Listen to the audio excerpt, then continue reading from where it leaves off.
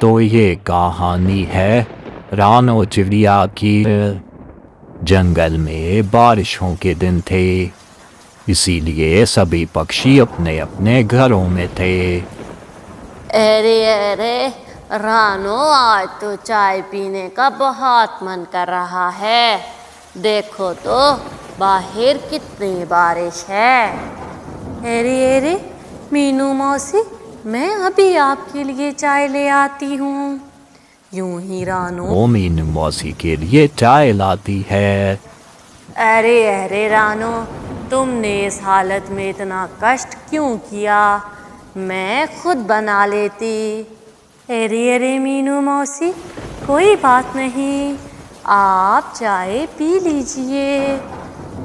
अरे अरे रानो, तुम्हारा अंडा कब आने वाला है? अरे अरे मीनू मौसी, कल भी मैं डॉक्टर से चेक करवाने गई थी। उन्होंने कहा है कि अब थोड़ा सा समय बाकी है। अच्छा बेटी, तुम अपना ख्याल रखना, और अगर कोई काम हो तो मुझे आवाज़ दे लेना। अब मैं घर जाती हूँ, बारिश तो तेज़ होती जा रही है। यूं ही रानो तो अपने घोंसले में बैठी इंतजार कर रही थी कि कब उसके यहाँ अंडा हो। दूसरी तरफ गौरी कौवी के यहाँ एक छोटा सा बच्चा पैदा हुआ था। गौरी और कालू तो बहुत खुश थे। यूं ही समय गुजरता जाता है और एक दिन रानो के घर भी छोटा सा बच्चा पैदा होता है। लेकिन रानो का बच्चा तो थोड़ा सा कमजोर था।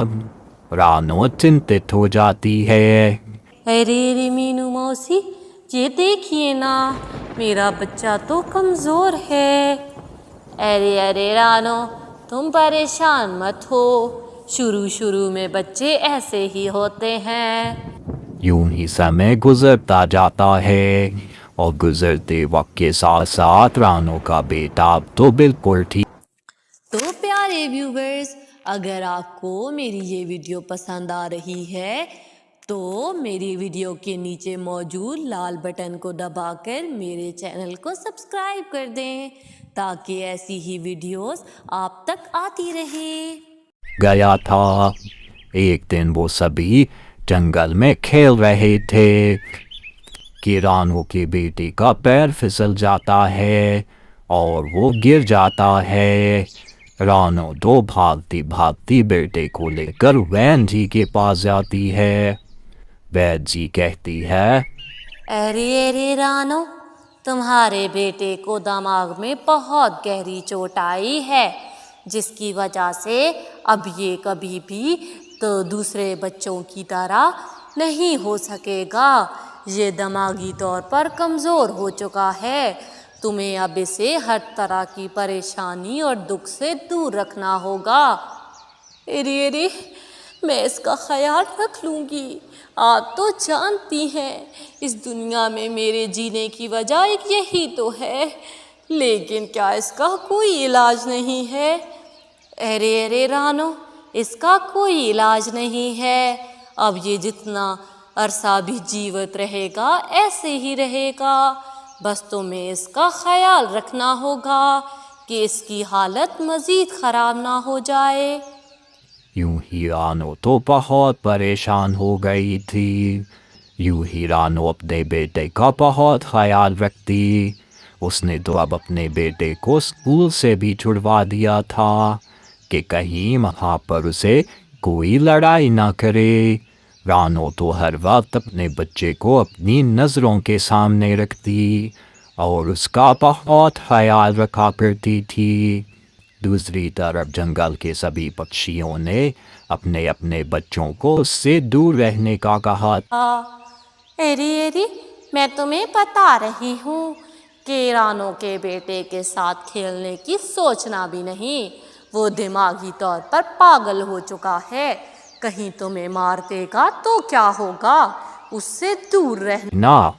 यूं ही जंगल के सभी पक्षी अपने बच्चों को दूर कर लेते हैं। यूं ही मुन्ना तो बिल्कुल अकेला हो गया था। हर वक्त घर में बंद रह रहकर अब वो थक चुका था। उसकी माँ से 1 मिनट को भी अकेला ना छोड़ती और उसका बहुत ख्याल रखती। यूं ही एक दिन सभी बच्चे जंगल में खेल रहे थे कि मुन्ना भी वहाँ जाता है। ये रे टुन्ने, क्या मैं तुम्हारे साथ खेल सकता हूँ? अरे अरे यहाँ से चला जा, मेरी माँ ने मना किया है कि मुझे तेरे साथ नहीं खेलना। तू तो पागल हो चुका है, तभी तो तेरी माँ तुझे स्कूल भी नहीं जाने देती। और यूँ तो तू गवार का गवार रह जाएगा, और मैं गवारों से बात नहीं करता। यूं ही मुन्ना तो बहुत परेशान हो जाता है और अपनी माँ के पास जाता है। अरे अरे माँ, मुझे टुन्ना ने ऐसे कहा है। क्या मैं गंवार हूँ? क्या मेरा दिमागी तवाज़ुन खराब है? अरे अरे नहीं मेरे प्यारे बेटे, तुम वहाँ क्यों गए थे? मैंने तुम्हें कहा है ना, तुम वहाँ मत जाया करो। अरे अरे माँ, सभी बच्चे खेलते हैं तो मेरा भी खेलने को मन करता है, लेकिन मेरे साथ कोई खेलना नहीं चाहता। अरे अरे मेरे प्यारे बेटे, मैं हूँ ना, तुम मेरे साथ खेल लिया करो। अरे अरे माँ, मुझे तुम्हारे साथ नहीं खेलना, मुझे अपने दोस्तों के साथ खेलना है। यूं ही रानू का बेटा तो आज बहुत जिद कर रहा था। यूं ही रानू से बहला फुसला कर सुला देती है, लेकिन आज तो रानू बहुत परेशान थी। यूं ही मीनू मौसी को वो बुलवाती है। अरे अरे मीनू मौसी, अब मैं क्या करूं? मैं अपने बेटे को लेकर बहुत परेशान हूँ। अरे अरे रानो, तुम इसे कोई ऐसा काम क्यों नहीं लगवाती जिसमें लगकर इसका ख्याल उन बच्चों की तरफ ना जाए? वो बच्चा है, अगर अकेला बैठा रहेगा तो उदास हो जाएगा और उसका मन अपने दोस्तों के साथ खेलने का करेगा।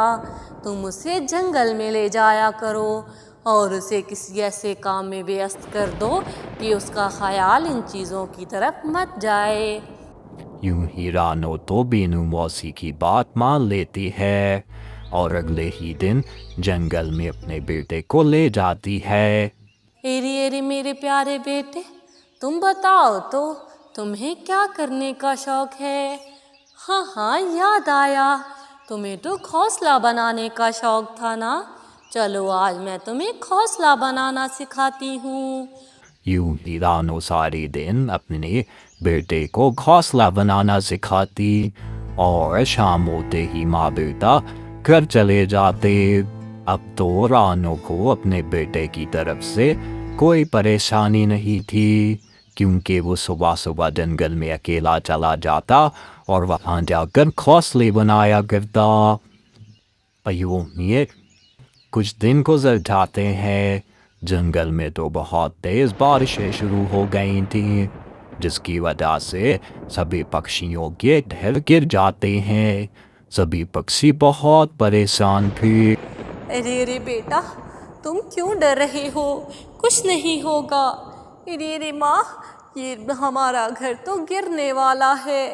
अभी वो ये बातें कर ही रहे थे और तेज बारिश शुरू हो जाती है और उनका घर गिर जाता है।